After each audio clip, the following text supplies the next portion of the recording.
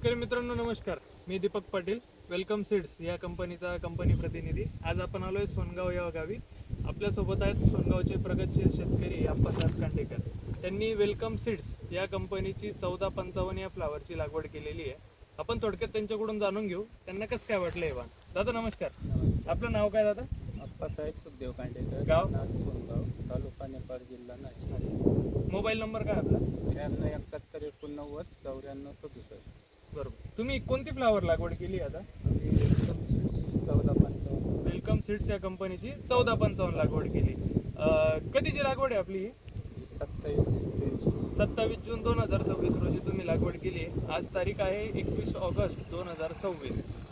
कितव्या दिवशी चालू झाली असेल तुमची फ्लावर? ही 50-55 दिवशी चालू।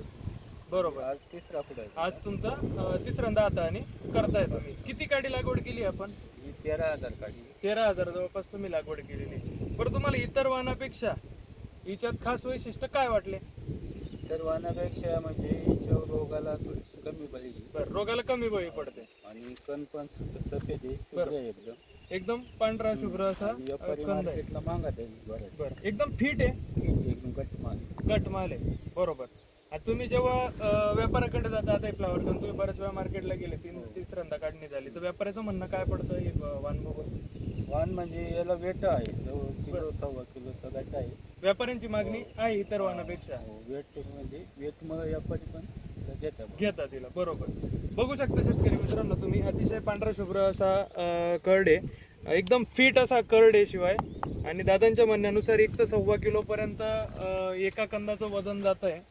तरी सर्व शेतकरी मित्रांना मी विनंती करेल, एकदा 1455 या वाणाची लागवड करून बघा, तुम्ही अनुभव घ्या। धन्यवाद।